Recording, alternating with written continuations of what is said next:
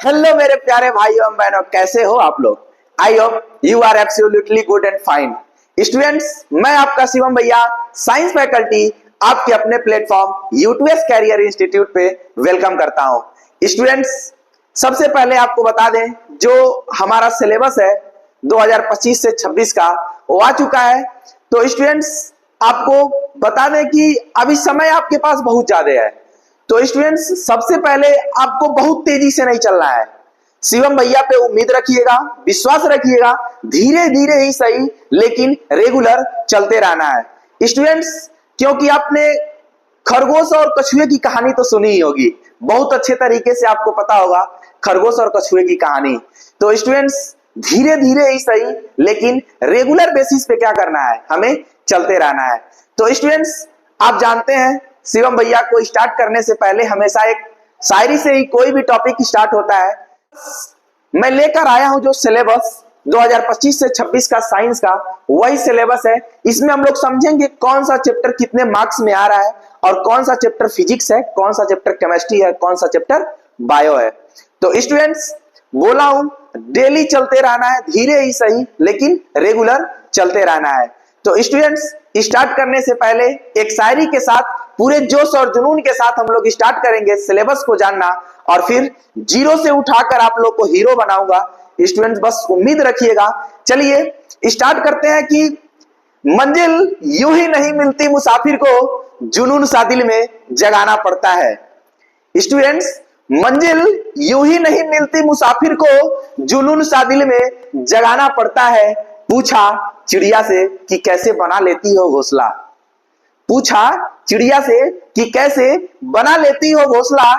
चिड़िया ने बोला मेरे दोस्त, घोंसला बनाना इतना आसान नहीं, तिनका तिनका जुटाना पड़ता है, तिनका तिनका जुटाना पड़ता है। मेरे दोस्त, मेरे भाई, मेरे बहन, आप लोगों से भी बस यही कहेंगे, धीरे धीरे ही सही। जैसे एक चिड़िया अपने घोंसला को तिनका तिनका जुटा के तैयार करती है, वैसे ही आप लोगों को क्या करना है, धीरे धीरे ही सही लेकिन रेगुलर चलते रहना है। तो स्टूडेंट्स, चलिए स्टार्ट करते हैं, देखते हैं आज का हमारा जो सेशन है सिलेबस का। तो चलिए देखते हैं कौन सा चैप्टर कितने मार्क्स का आ रहा है। और सबसे पहले बता दें स्टूडेंट्स, चाहे किसी भी बोर्ड के स्टूडेंट हो, सबके लिए सिलेबस यही है।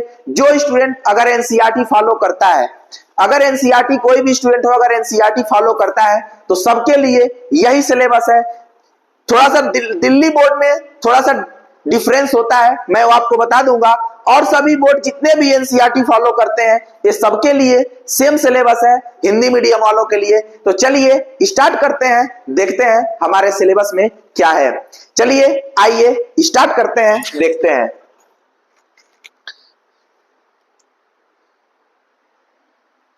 स्टूडेंट्स, सबसे पहले जो है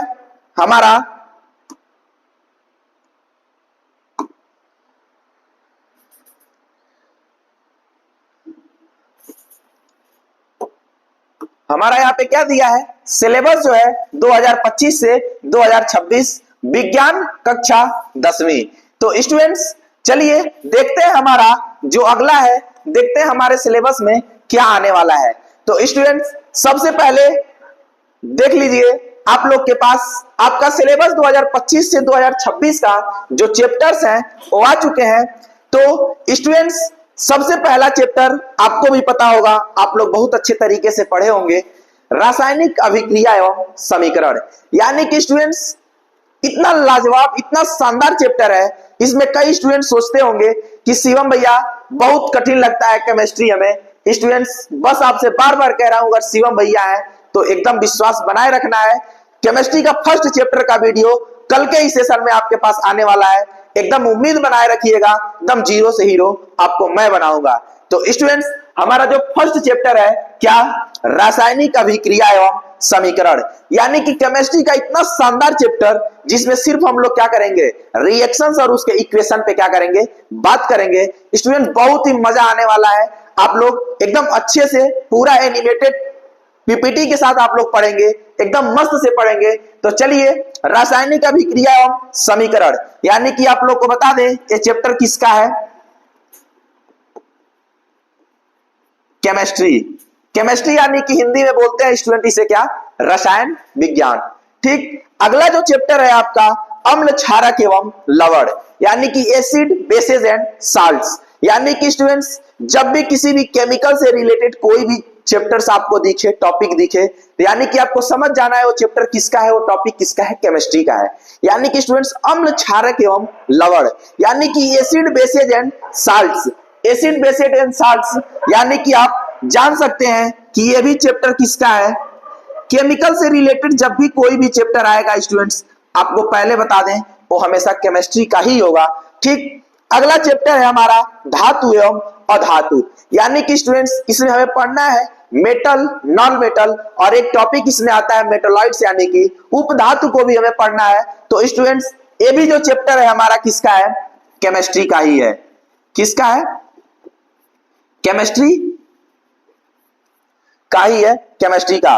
और चौथा चैप्टर आता है स्टूडेंट्स कार्बन एवं उसके यौगिक, यानी कि कार्बन एंड इट्स कंपाउंड, यानी कि कार्बन से जितने भी यौगिक तैयार होते हैं, कार्बन की हेल्प से, कार्बन से जुड़ के जितने भी यौगिक तैयार होते हैं, उन्हीं चीजों को इसमें क्या करना है, हमें पढ़ना है, स्टडी करना है। जैसे आप लोग जानते होंगे नॉमेनक्लेचर पढ़ते होंगे, यानी कि नामकरण। अभी आप जब पढ़ेंगे तो इसमें सभी चैप्टर्स में आपको मैं पढ़ाऊंगा, बस बोल रहा हूं अगर विश्वास है तो उम्मीद रखिएगा जीरो से हीरो मैं बनाऊंगा।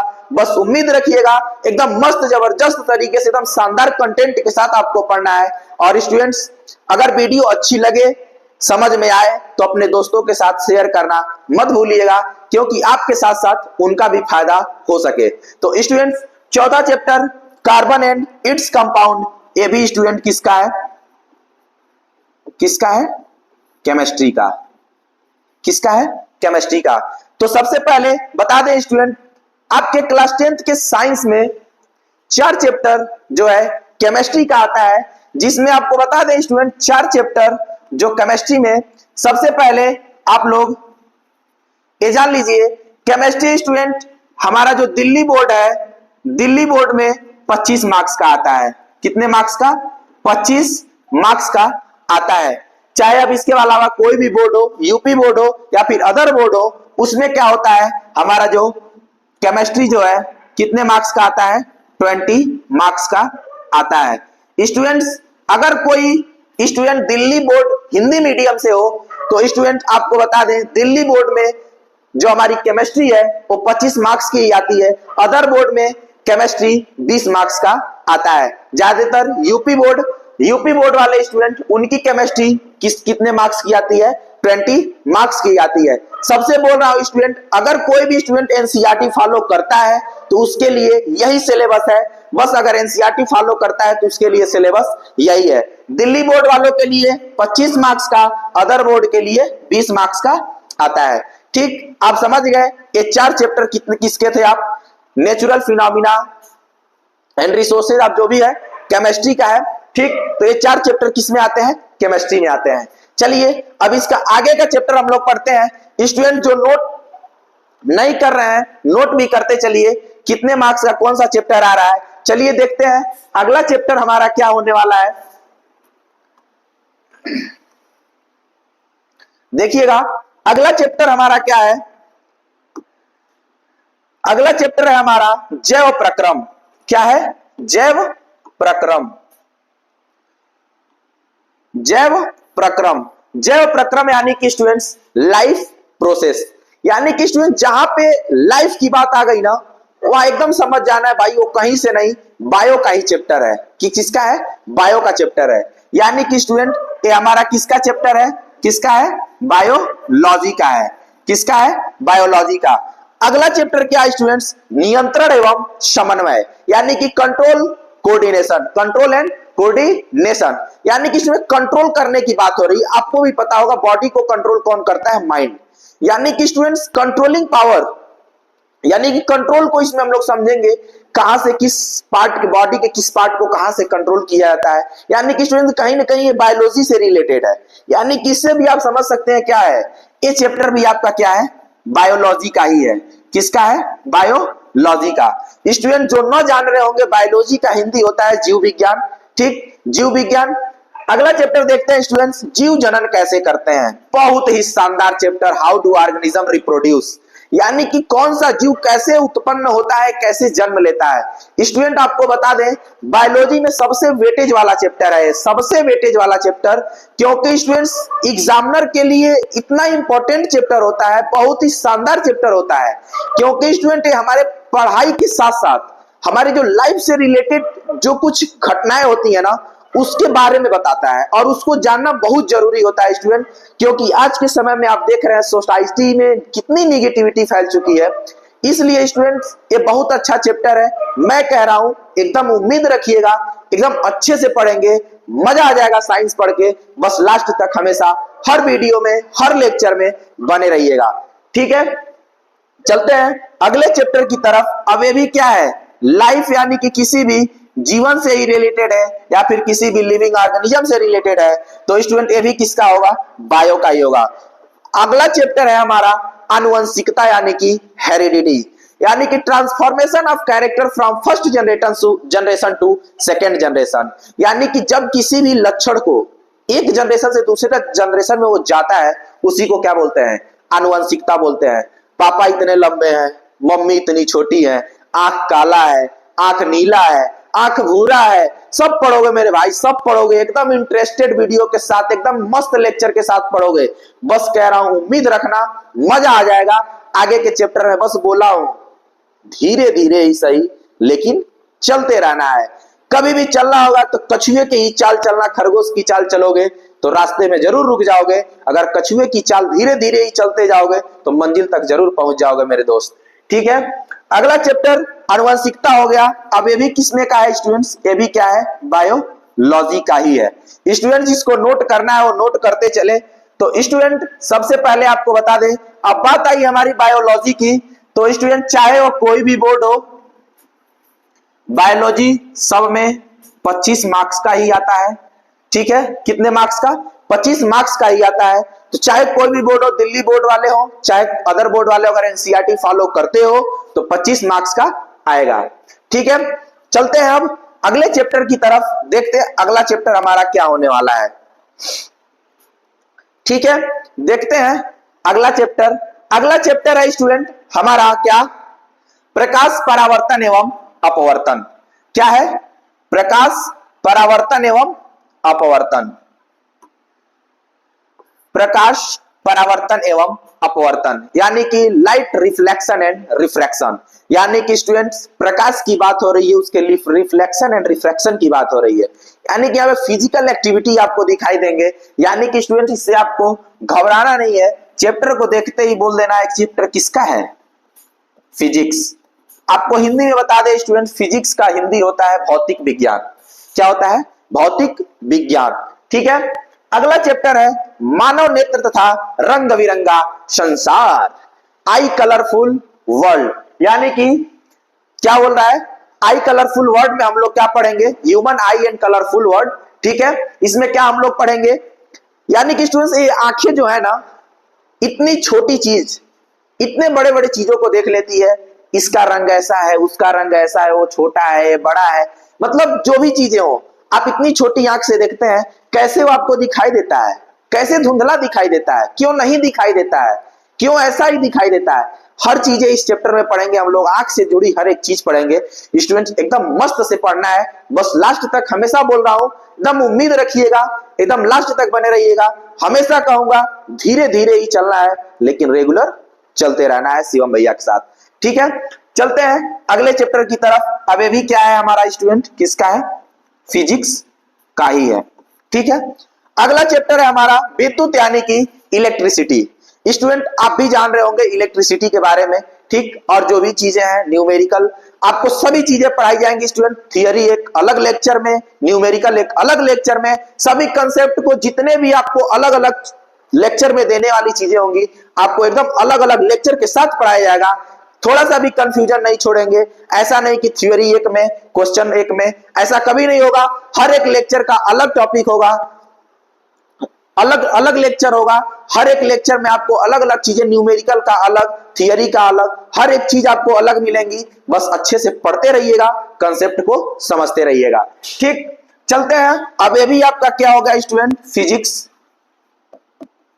अब अगला चैप्टर क्या है स्टूडेंट, विद्युत धारा के चुंबकीय प्रभाव। Magnetic effect of electric current, यानी कि magnetic effect of electric current यानी कि विद्युत धारा में चुंबक का क्या प्रभाव होता है, इस चैप्टर में हमें यही पढ़ना है स्टूडेंट। ठीक, तो ये भी फिजिक्स से ही रिलेटेड है, यानी कि स्टूडेंट ये भी हमारा चैप्टर किसका हो जाएगा, फिजिक्स का ही हो जाएगा। तो सबसे पहले बता दें स्टूडेंट, अब अगला चैप्टर हमारा क्या है, हमारा पर्यावरण यानी कि आवर इन्वायरमेंट। स्टूडेंट्स हमारे इन्वायरमेंट से रिलेटेड है, इसको एक तरह से देखें तो बायोलॉजी में ही डाला जाता है। तो स्टूडेंट्स सबसे पहले आपको बता दें, यहाँ पे ये हमारा किसका है, बायोलॉजी में ही इसको डाला जाता है। ठीक है, तो स्टूडेंट सबसे पहले देखिए यहाँ पे, अब आपके ये 4 चैप्टर किसके हो गए, फिजिक्स के हो गए। ठीक, तो स्टूडेंट चाहे कोई भी बोर्ड हो, सबसे पहले आपको बता दें फिजिक्स भी कितने मार्क्स की आती है, 25 मार्क्स का ही आता है। ठीक है, 25 मार्क्स का ही आता है। और वहां पे दिल्ली बोर्ड वालों के लिए क्या था, दिल्ली बोर्ड वालों के लिए सभी सब्जेक्ट क्या आते हैं, 25-25 मार्क्स में ही आते हैं, चाहे वो हिंदी मीडियम हो चाहे वो इंग्लिश मीडियम हो। ठीक है, दिल्ली बोर्ड वालों के लिए। अदर बोर्ड वालों के लिए केमिस्ट्री सिर्फ कितने नंबर का आता है, 20 नंबर का आता है।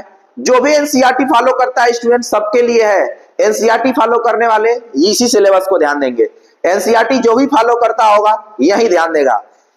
एक बार फिर से सुन लीजिए, दिल्ली बोर्ड में चाहे वो इंग्लिश मीडियम हो चाहे वो हिंदी मीडियम हो, उन लोगों के लिए सभी चैप्टर्स कितने में आते हैं, 25-25 मार्क्स में आते हैं। और लास्ट का एक चैप्टर 5 मार्क्स का आता है, यानी कि कुल टोटल दिल्ली बोर्ड का जो एग्जाम होता है वो कितने मार्क्स का होता है, 80 मार्क्स का होता है। और 20 मार्क्स किसमें मिलते हैं, इंटरनल असेसमेंट में। ठीक है, और आप अब इसके दिल्ली बोर्ड के अलावा अगर कोई बोर्ड हो, अगर ज्यादातर हम लोग यूपी बोर्ड ही की बात कर लें, तो यूपी बोर्ड में सभी सब्जेक्ट्स जो होंगे, जिसमें फिजिक्स 25 मार्क्स का आएगा, केमिस्ट्री 20 मार्क्स का आएगा और बायो 25 मार्क्स का आएगा, यानी कि 70 मार्क्स, कुल टोटल 70 मार्क्स। और 30 मार्क्स किसके हो जाएंगे, इंटरनल असेसमेंट के। तो स्टूडेंट्स आशा करता हूं आप लोग को एकदम अच्छे से समझ में आ गया होगा। ठीक है, जो भी दिक्कतें हो कमेंट में जरूर एक बार बताइएगा। और स्टूडेंट्स फर्स्ट लेक्चर आप लोग को अगले एपिसोड में ही आने वाला है, रासायनिक अभिक्रिया एवं समीकरण का एकदम जोरदार वीडियो आने वाली है। शिवम भैया की ये वीडियो एकदम मस्त एनिमेटेड विद डायग्राम विद पूरा प्रैक्टिकल, एकदम अच्छे से आपको दिखाया जाएगा, कराया जाएगा, एकदम अच्छे से पढ़िएगा। ठीक है, और हाँ जाते जाते आपको बता दें, हमारे चैनल के साथ साथ हमारे यूटीएस कैरियर इंस्टीट्यूट का एप्लीकेशन भी लॉन्च हो चुका है। तो स्टूडेंट्स पीडीएफ के लिए, टेस्ट सीरीज के लिए, हैंड रिटन नोट्स के लिए आपको यूटीएस कैरियर इंस्टीट्यूट के एप्लीकेशन को डाउनलोड करना होगा। और स्टूडेंट्स पढ़ने को आदमी कहीं से पढ़ लेता है, लेकिन एक कंसिस्टेंसी बहुत जरूरी होती है, जिसके लिए एक अच्छा प्लेटफॉर्म चुनना बहुत जरूरी होता है। तो स्टूडेंट्स जाते जाते फिर से कहेंगे मेरे दोस्त, मंजिल एक दिन में नहीं मिलती, लेकिन एक दिन जरूर मिलती है, बस मेहनत करते रहना, मंजिल एक दिन जरूर मिलेगी। ठीक है स्टूडेंट्स, आशा करता हूं आप लोग को अच्छे से समझ में आ गया होगा। तो जाते जाते आप लोगों को बहुत बहुत धन्यवाद कि आप लोग लास्ट तक बने रहे। तो स्टूडेंट्स मिलते हैं अब इसके नेक्स्ट एपिसोड में with chemical reaction and equation, यानी कि रासायनिक अभिक्रिया एवं समीकरण के साथ। जय हिंद।